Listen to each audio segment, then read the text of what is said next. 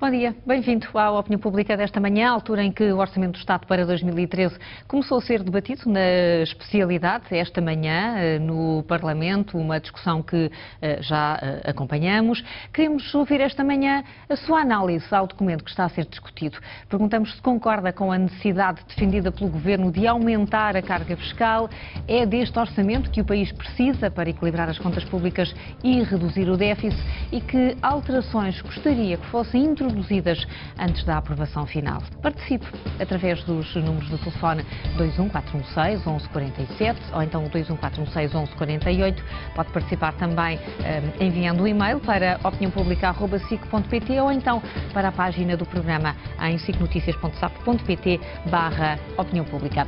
No inquérito telefónico desta manhã perguntamos se na atual conjuntura era possível um orçamento com menor carga fiscal. Se considera que sim, que se ainda assim era possível menos impostos, marque o 760-300-381. Se pensa que não havia alternativa, ligue 760-300-382. O custo de cada chamada é de 60 cêntimos mais IVA. Vamos divulgar os resultados deste inquérito no final do programa, alguns minutos antes do meio-dia. Passo desde já a apresentar o convidado da Opinião Pública desta manhã, o economista Alexandre Abreu. Muito bom dia, muito bem-vindo à Opinião Pública. Eu começava por colocar a pergunta que acabei de colocar aos espectadores. Era possível haver um orçamento de Estado sem esta carga fiscal perante a atual conjuntura? Com certeza que era possível um orçamento muito diferente a muitos níveis, a muitos títulos. Era possível um orçamento com uma carga fiscal mais justa, distribuída de uma forma mais justa, é profundamente injusta a esse nível.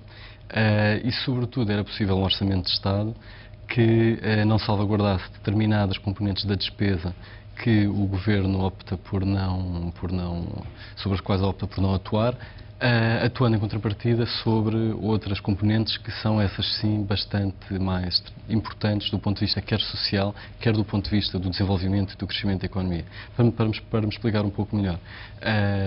Por um lado, temos aqui um orçamento que é pouco sério do ponto de vista técnico, portanto, começando pelo ponto de vista técnico, é pouco sério porque assenta em previsões macroeconómicas que são perfeitamente irrealizáveis. O Governo prevê para o próximo ano uma contração do PIB de 1%, faz assentar nisso o documento do orçamento, perante um aperto orçamental de 3%. Mas para isso seria necessário um conjunto de componentes ao nível destas projeções que são profundamente irrealistas. Por exemplo, para isso seria necessário que o investimento contraísse apenas 4% em 2013, quando em 2012 contraiu 14%. Ora, nós sabemos que vamos entrar num ano que vai ser ainda mais duro, 2013 vai ser ainda mais duro do que 2012 e, no entanto, a proposta de orçamento que está com nos é apresentada tem por base previsões muito otimistas. Previsões, projeções profundamente otimistas, sistematicamente erradas. Aliás, isso é uma propriedade das projeções, quer do Governo e, aliás, de uma forma geral, não será caso único este Governo, a própria Comissão Europeia, a Troika, sistematicamente nas várias avaliações que tem vindo a fazer, vai sistematicamente reavaliando em baixo as estimativas de crescimento e é com base nessas estimativas de crescimento e de evolução da economia que se faz a previsão das receitas e das despesas que serão necessárias, portanto que se elabora o documento do orçamento. Portanto, a esse nível, temos em primeiro lugar um orçamento que é pouco sério do ponto de vista técnico. Isso, aliás, já foi assinalado por muitos comentadores. Sendo pouco sério, das duas uma. Ou isso só pode revelar uma de duas coisas. Ou incompetência, ou uma deliberada vontade de enganar o eleitorado e os portugueses. Ambas as hipóteses são más, eu não me quero pronunciar sobre qual delas está em causa, julgo que as pessoas que estão no Governo e no Ministério das Finanças são efetivamente pessoas competentes, portanto isto deixa-nos a segunda hipótese, haverá aqui efetivamente uma vontade deliberada de enganar os portugueses que se traduzirá necessariamente... Enganar para quê? Para fazer passar neste momento como ainda admissíveis um determinado conjunto de medidas em termos de receitas e despesas e sobretudo para legitimar aquilo que se vai passar no próximo ano, que é esta proposta, esta tentativa de refundação do Estado Social, que na verdade significa uma transformação estrutural da economia e da sociedade portuguesa, aproximando-a de moldes mais parecidos com os de países menos desenvolvidos, onde o acesso universal a determinados serviços e bens públicos que asseguram a coesão social e que asseguram o bem-estar da sociedade e que permitem o desenvolvimento estrutural da economia num sentido positivo, onde essas medidas vão sendo progressivamente eliminadas, onde a desigualdade se aprofunda e onde uma oligarquia vai cada vez mais tomando conta do país. A minha especialidade, curiosamente, em termos académicos, é a economia do desenvolvimento, não tanto as questões europeias ou nacionais, embora eu acompanhe sempre. Mas quando tratamos estas questões do desenvolvimento, muitas vezes utilizamos conceitos que julgamos estarem reservados para outros continentes.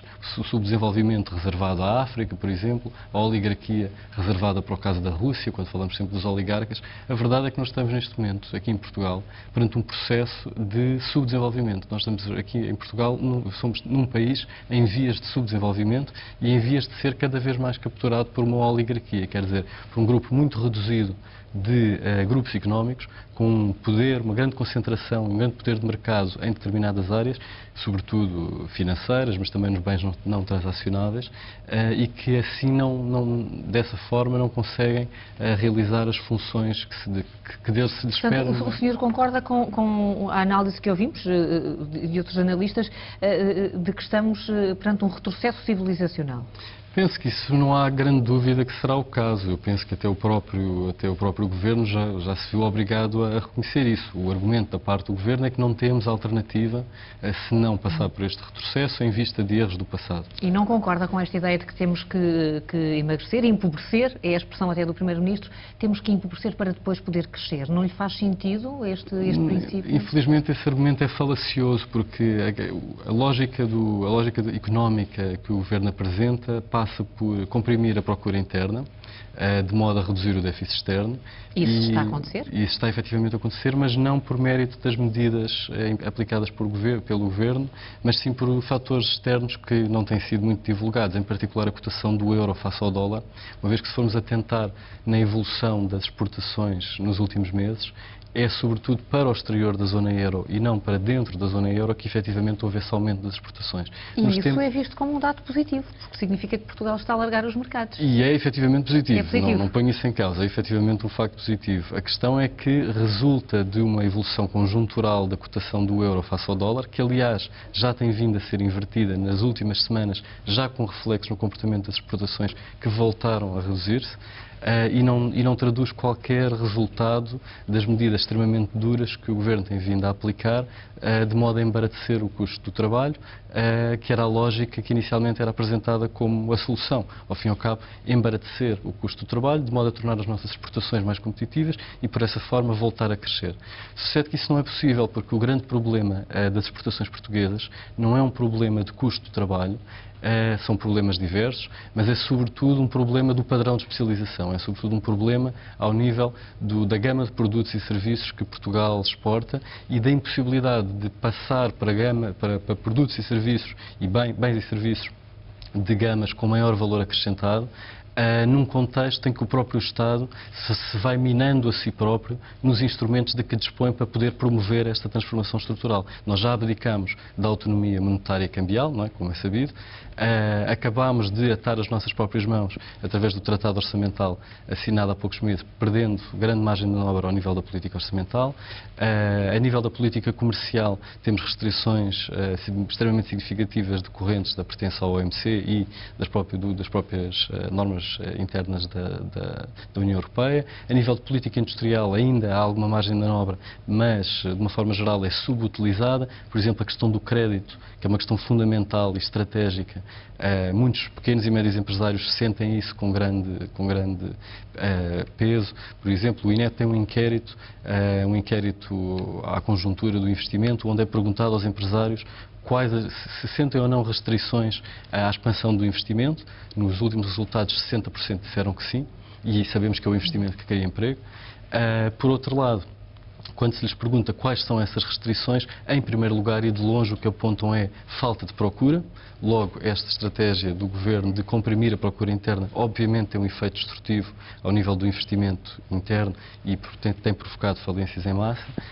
E o segundo fator que é apontado é precisamente as restrições no acesso ao crédito. Ora, isso mostra que a banca portuguesa, que tem vindo a fazer lucros de muitos milhões de euros, muitos milhares de milhões de euros nos últimos anos, tem distribuído dividendos de milhares de milhões de euros, no entanto, continua a ser sistematicamente apoiada pelo Governo através da canalização direta de parte dos empréstimos da Troika, tendo um modelo de negócio que assenta essencialmente em fazer lucros a partir dos diferenciais entre as taxas a que se financia junto do Banco Central e as taxas a que depois financia o próprio Estado, em vez de fazer aquela que deveria ser a sua função, que era efetivamente proporcionar crédito à economia produtiva, à economia que cria empregos, aos pequenos e médios empresários que têm grandes dificuldades atualmente em aceder ao crédito e que pagam em média 4 vezes mais em juros do que empresários análogos, por exemplo, na Alemanha. Sr. Abreu, temos muito que conversar. Eu vou convidá-lo para já a ouvir também as intervenções dos nossos espectadores, que também têm muito para dizer, certamente. João Moreira está em Miratejo e está desempregado. Muito bom dia. Bom dia, tudo bem? Eu estava a ouvir aí o seu, portanto, estava a ouvir? Estamos todos, sim, João. Portanto, o que é que acontece? Portanto, eu estava a ouvir aí o seu convidado, eu concordo plenamente com ele. Portanto, isto aqui, assim, há alternativas. O Governo é que teimosamente, parece exatamente o Salazar antigamente, querem empobrecer o país, para pôr o país de rastos. Antigamente eu recordo-me que uma sardinha é dividido por 3 pessoas, está a perceber a ideia, e nós estamos a chegar a esse caso. E aí, portanto, esta política da Troika, nós estamos a ver como é que a Grécia está, e o Portugal está a chegar exatamente ao mesmo ponto que a Grécia está. Está a perceber a ideia? Isto aqui assim devíamos fazer, era aquilo que o Partido Comunista e a CGTP têm dito. Isto já há um certo tempo, já há mais de 8 ou 9 meses, ou quase um ano, que o Partido Comunista tem andado a dizer para se renegociar a dívida, para se pagar menos juros, especialmente então se os bancos têm a facilidade de conseguir, portanto, 1% dos juros, porque é que depois a seguir o país tem que pagar 3 ou 4%? Eu não concordo com isso. Eu acho que os portugueses têm que ir todos à rua, temos que fazer um levantamento popular grande, para isto se reverter, porque senão qualquer dia nós não temos comida, isto qualquer dia há um levantamento popular, porque isto os jovens, aquilo que os jovens fizeram junto à Assembleia da República, isto qualquer dia vai aumentar cada vez mais. Isto as pessoas, especialmente eu lembro-me da história da galinha dos ovos de ouro, em que realmente é que num acesso de ganância, de pura ganância, o dono da galinha dos ovos de ouro matou a galinha dos ovos de ouro. É aquilo que estes tipos têm estado a fazer. Porque realmente o Partido Comunista e a CGTP há muito que têm andado a advogar, portanto, como é que eu te explicar, políticas alternativas a isto, e para que realmente a nossa dívida fosse paga de uma forma diferente. João Moreira sublinha muito aqui a necessidade de renegociar a dívida. Eu agradeço a sua intervenção. Estamos a ouvi-lo com alguma dificuldade, por isso vou já interromper o telefonema, mas percebemos-lo inteiramente, creio eu. Avançamos para o próximo espectador. Júlio Bravo está em Guimarães, é comerciante. Muito bom dia. Muito bom dia. Bom dia à senhora jornalista e ao seu convidado. Eu desde já acredito que terá que haver alguma austeridade neste orçamento, embora ela seja bastante forte e haveria outras situações, sei lá, que o Governo poderia optar por cortar. Por exemplo, eu gostava de ouvir na Assembleia da República os políticos em geral, não só o Governo, os políticos em geral, a abdicar de todas as suas os salários que recebem, os salários não, as ajudas, e cingir-se só exclusivamente ao seu ordenado, porque eu até hoje não vi nenhum político a ser apontado uma pistola na cabeça do político para ele se candidatar a um cargo público da Assembleia da República ou Governo. Portanto, eles deviam ter vergonha daquilo que andam a fazer.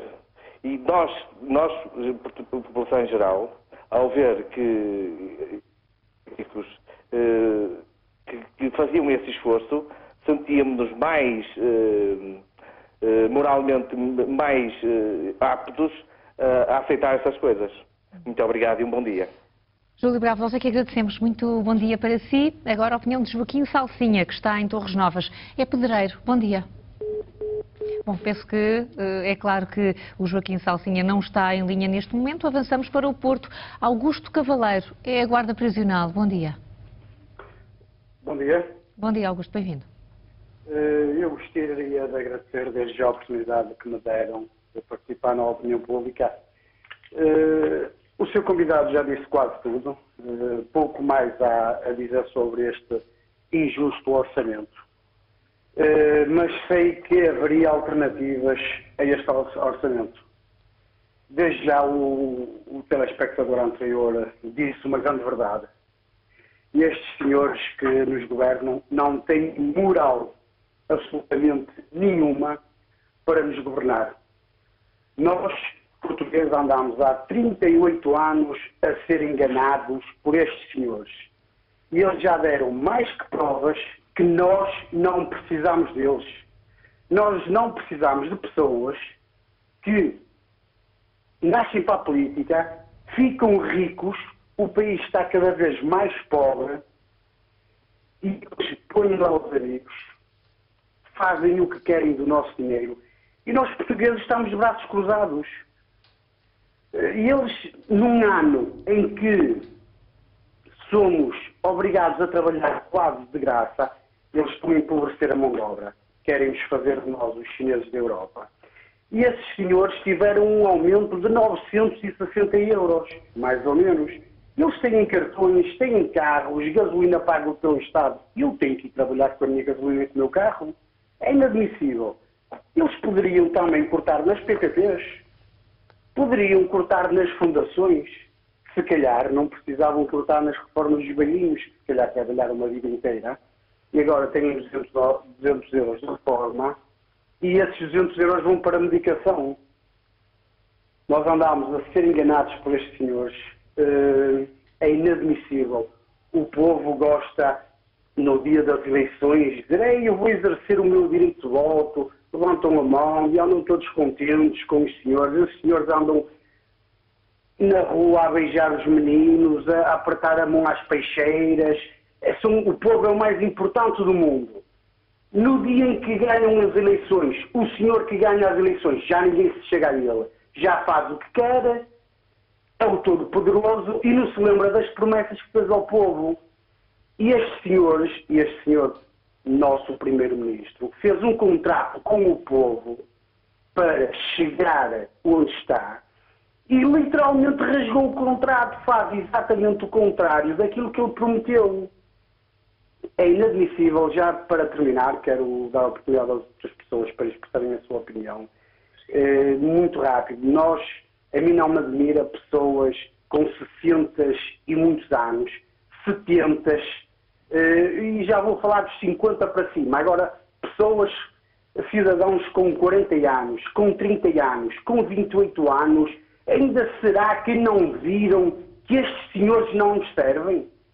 E estes senhores que peguem no seu dinheiro e vão embora e nos deixem aqui em paz. Fica o Presidente da República e uns quantos administradores a administrar o país. Porque estes senhores estão a ficar riquíssimos e nós cada vez mais pobres. Augusto Cavaleiro, vamos ficar com essa sugestão, com muitas ideias que aqui lançou. Agradeço o seu telefonema. Agora chamo Edgar Almeida, está encarnascido e está reformado. Bom dia. Edgar, bom dia, minha senhora. Bom dia. Bom dia, minha senhora. Hoje não teve hipótese de enganar o meu nome, porque eu não estou a intervir como Edgar dos Santos, que é quando eu estou perto de alguns dos meus sucessores, ou seja, dos meus filhos. Aí eu recolho-me no colo e no recato do colo de minha mãe, Cidalina dos Santos Almeida. Hoje sou Edgar dos Santos Almeida, cidadão número 7201692. O que nós precisamos de refundar é a democracia. Eu vou-lhe dizer, eu revejo-me no socialismo democrático, que vou passar a explicar, socialismo reportando-me ao meu professor Dr. Mamário Soares, e a social-democracia de Francisco Sá Carneiro e Pipo Balsemão. E, precisamente por isso, não aceito o que se está a passar, não aceito esta nova ditadura e pretendo pedir, como a única hipótese que tem de reconhecer que todos nós podemos errar e devemos estar permanentemente a ter dúvidas, peço ao professor doutor Aníbal Cavaco Silva para fazer o favor de enviar o orçamento para o Tribunal Constitucional. Revejo-me também no aspecto jurídico em pessoas como meu tio Adelino Barbosa de Almeida, juiz conselheiro e saudoso, assim como também o meu saudoso sogro, Angélico Sequeira Carvalho, também juiz conselheiro. Ambos já falecidos, mas que me fazem recordar quando a justiça era cega e implacável para com aqueles que se comportam mal. E gostava de recordar esses bons velhos tempos e gostava de ver reposta a democracia e então, se for necessário, que efetivamente a gente vá demorar algum tempo a convocar pessoas dignas e que venham servir o povo e não servir-se do povo, nem usarem o povo e este país e a sua desgraça para servir de trampolim para futuras grandes posições ou na União Europeia, que também está uma desgraça, e a desgraça está a começar a ser para toda a União Europeia e para o mundo. E de maneira que todos nós temos que parar um pouquinho para pensar, dar as mãos, sermos humildes e saber ver que há uma série de coisas que se diz que são impossíveis de resolver, não são. Entretanto, queria só dizer, nas minhas reuniões familiares, eu farto-me de lembrar todas as minhas relações, porque inclusive tenho família que é alemã, Klaus Steen, que o seu pai fugiu para Portugal quando Portugal era imparcial, precisamente para defender o último filho, que cá ficou e veio a casar com uma prima minha, também de origem inglesa. Edgar, não nos vamos perder tanto na genealogia, mas deixe-me, vou pegar na sua intervenção, que agradeço desde já, despedindo-me também de si, para voltarmos à conversa com o nosso convidado. Com base nestas intervenções, o senhor dizia no início que Portugal está em vias de subdesenvolvimento. Isso afeta também o modelo democrático, afeta também a democracia. As opiniões que tivemos aqui punham em causa a forma como o país está a funcionar desse ponto de vista. Sim, efetivamente, esse é apenas um dos lados preocupantes, mas é talvez o lado mais preocupante de tudo isto. Até que ponto é que aquilo que se tem vindo a passar, na medida em que configura, em muitos aspectos, uma fraude democrática, porque não há um cumprimento do contrato prévio estabelecido com o eleitorado quando das eleições. Na verdade, há a aplicação de todo um conjunto de medidas que são radicalmente diferentes, se não mesmo opostas àquelas que são prometidas antes. Naturalmente, isto conduz a um desencanto com a democracia, não é uma a primeira descrença. vez que um candidato diz uma coisa e quando é primeiro-ministro tem uma ação diferente. Com certeza que não, mas a este ponto, com este tipo de repercussões, neste tipo de contexto, com esta magnitude, no caso português, no caso da democracia portuguesa, é com certeza sem precedentes e penso que justificaria certamente uma intervenção mais ativa da parte do Presidente da República, na verdade em que configura efetivamente uma fraude democrática e é isso que explica que a generalidade das pessoas se sinta indignada perante a democracia de uma forma mais geral. Ora, é isto precisamente que abre a porta aos extremismos e nós sabemos que de uma forma geral esta tendência tem sido mais alargada noutros países, com a nomeação de governos que não saem de eleições, que são indigitados, governos ditos tecnocráticos, os casos muito preocupantes da Hungria e da Roménia. Portanto, temos vindo a assistir, de uma forma geral, no contexto da crise económica, uma redução gradual da democracia, da participação e da responsabilização dos governos perante os cidadãos. Isto é extremamente perigoso, obviamente é um efeito colateral, mas é um efeito colateral que pode ter consequências dramáticas. Aliás, há muitos aspectos em que a situação atual está a repetir aquilo que foi a situação e os erros da época da Grande Depressão e da década de 1930, com todas as consequências que daí... Encontra muita comparação entre esse período histórico e a fase que estamos a viver agora? Sim, efetivamente existe uma série de paralelos. Em primeiro lugar, nas próprias causas estruturais da crise global, e se afastarmos um pouco aqui do tema, não vale a pena talvez falar nisso, mas depois, em segundo lugar, na aplicação de medidas austeritárias como pretensa solução, que mais não fizeram na altura e mais não estão a fazer agora do que agravar e prolongar a crise em vez de permitir superá-la de uma forma mais rápida. e em terceiro lugar, a convulsão social e política que daí adveio e que também está a advir agora, nomeadamente com uma erosão e fragilização da democracia. Mas deixe-me só pegar aqui em dois outros pontos que foram referidos por dois outros telespectadores, que são muito importantes, na minha opinião.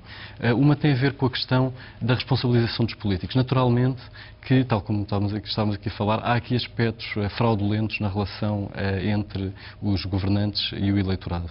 Mas eu penso que é importante explicar às pessoas que, quando elas sentem uma enorme carga fiscal sobre si, há uma tendência imediata para imaginar que esse dinheiro é canalizado exclusivamente ou principalmente para beneficiar os próprios políticos e que o que está em causa são as mordomias dos próprios políticos. Com certeza podemos discutir isso também, com certeza que haverá casos em que há mordomias que não se justificam.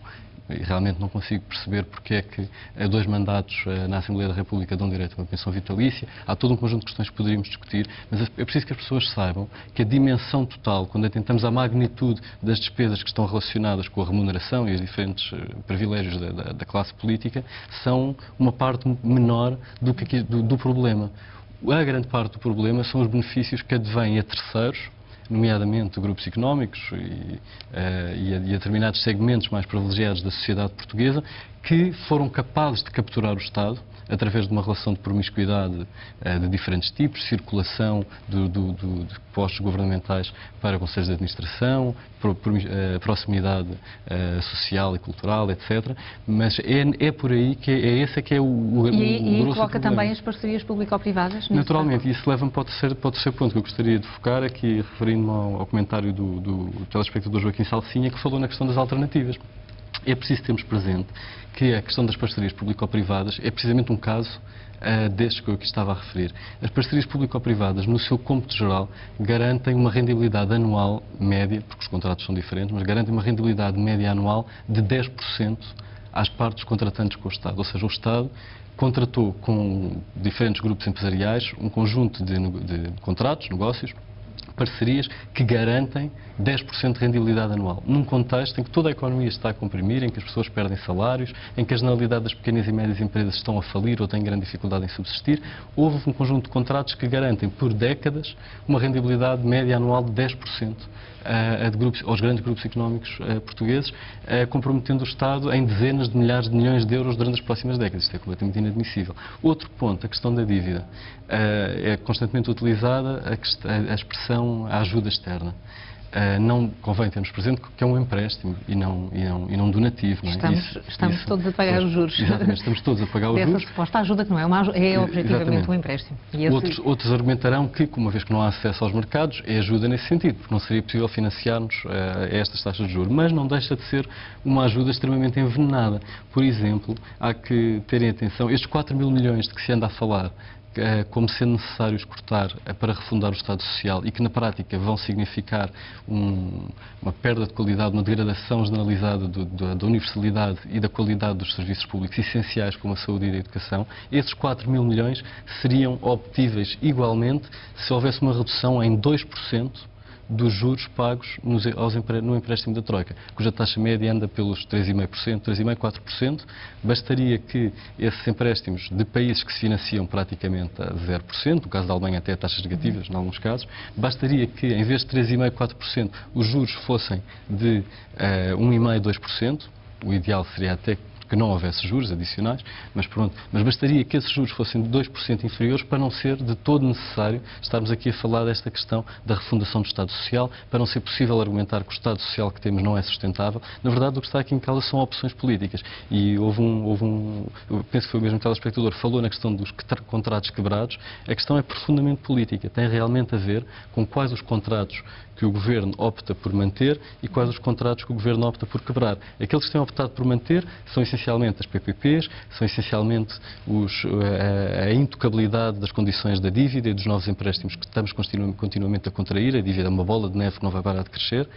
Aqueles que o Governo tem optado por quebrar é o contrato social com os pensionistas que descontaram toda a sua vida para terem direito às reformas, é o contrato social que garante uma rede de apoio aos mais pobres e aos mais frágeis, de modo a que tenhamos coesão social e não uma sociedade cada vez mais atomizada, com que cada vez vez mais criminalidade. Portanto, realmente o que está aqui em causa são escolhas políticas. E o discurso de não haver alternativa é um discurso de fraqueza, porque na verdade existem alternativas, elas estão apontadas, até estão contabilizadas em termos de seu efeito orçamental.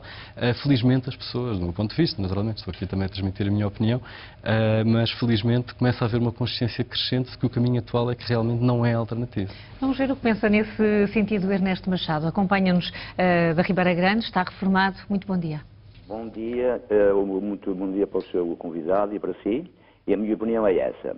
O governo não se entende, os partidos não se entendem. Só se acusam uns aos outros. E no fim e ao cabo, nós quando votamos para o primeiro-ministro, votamos para o primeiro-ministro mandado por Portugal.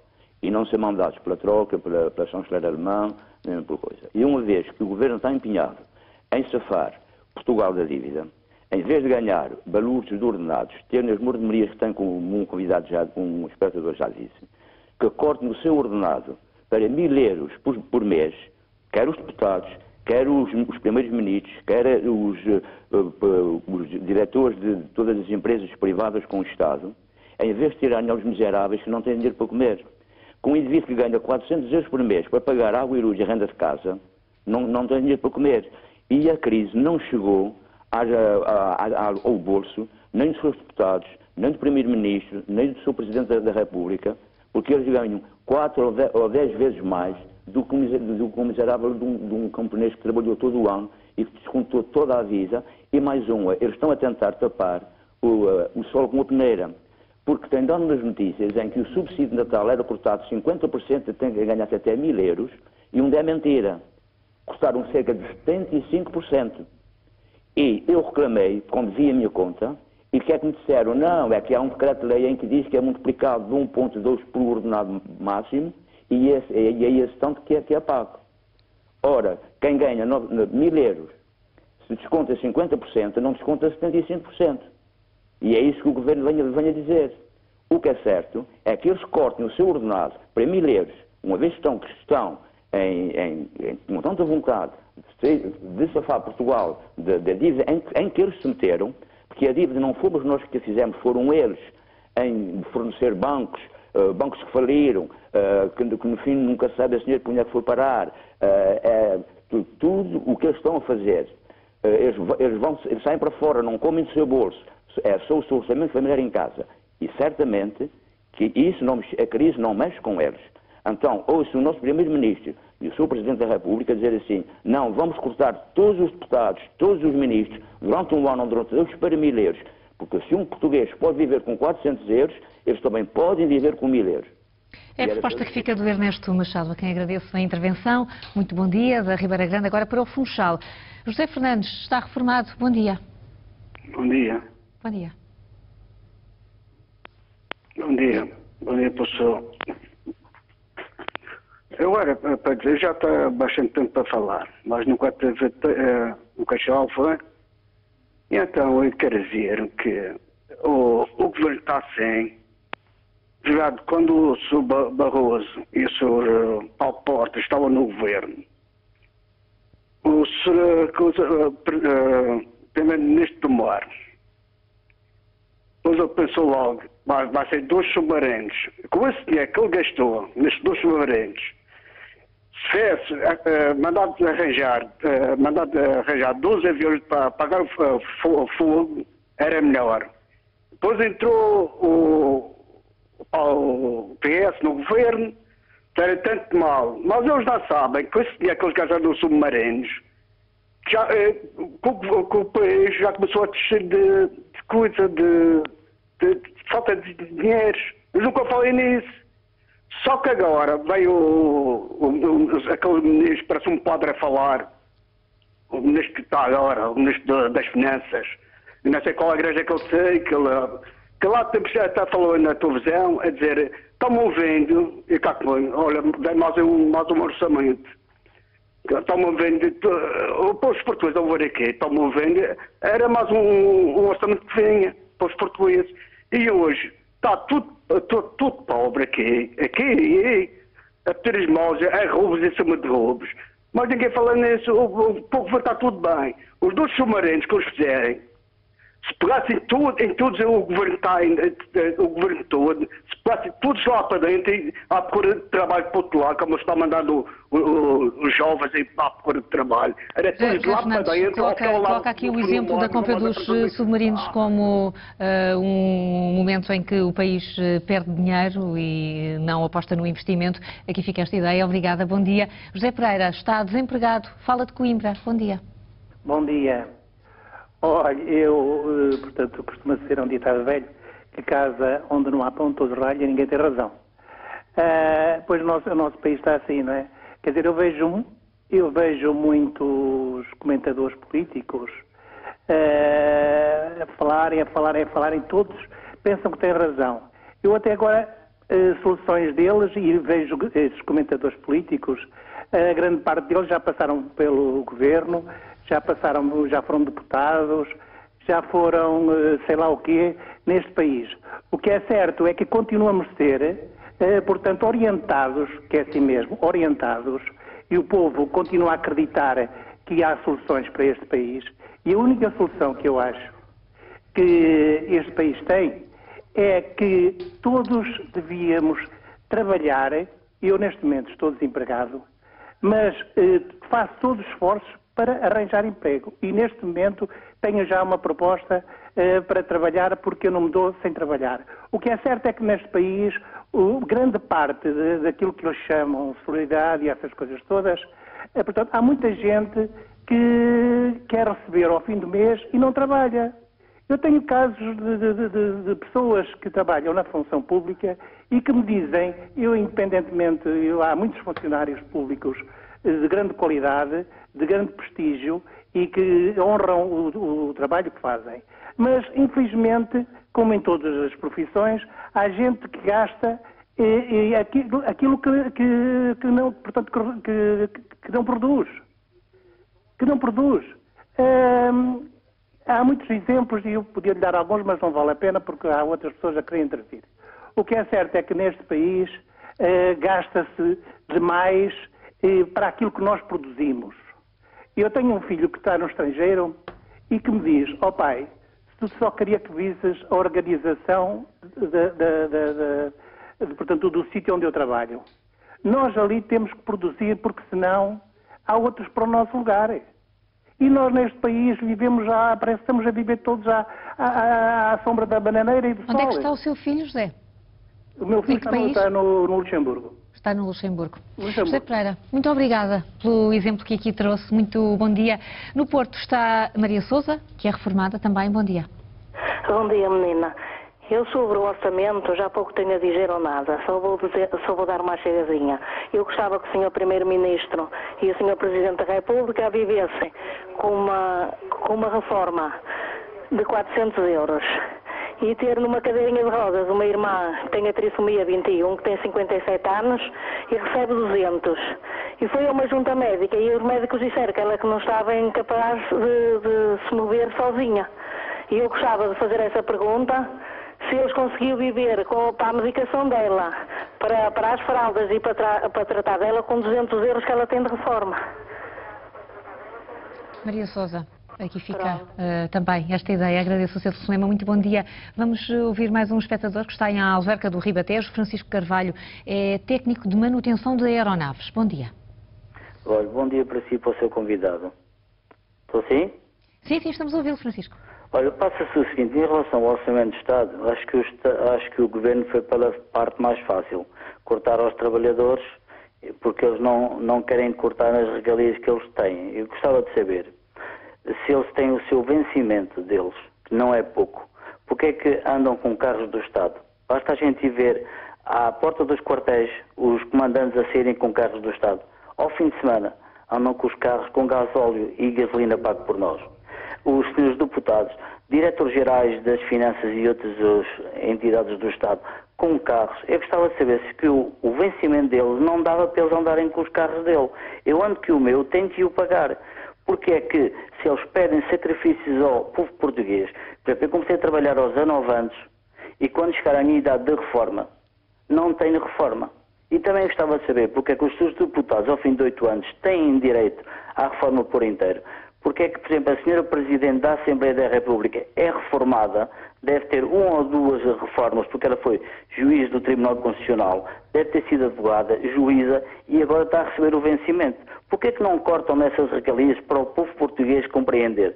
Não é só cortar às pessoas que trabalham. O problema disto tudo vai ser quando as pessoas em janeiro receberem o seu vencimento e não tiverem dinheiro para pagar a alimentação, as creches, enfim, e outros bens essenciais. Em relação ao subsídio de férias, subsídio de Natal, acho que não, isso de ser em duodécimos não vai dar nada. Uma pessoa que tenha um ordenado de 1000 euros vai receber quê? 90 euros. Não vai poupar para ir de férias, nem para ir para comprar as prendas ao Natal, porque não vai poupar. E antigamente, quando recebia de por inteiro, tinham esse dinheiro para algumas despesas, para o IMI, para o carro, para os seguros, enfim, para qualquer eventualidade. E outra coisa, ontem fiquei muito chocado e até me dei vontade de rir quando o Sr. Presidente da República disse que tínhamos que investir na agricultura e nas pescas.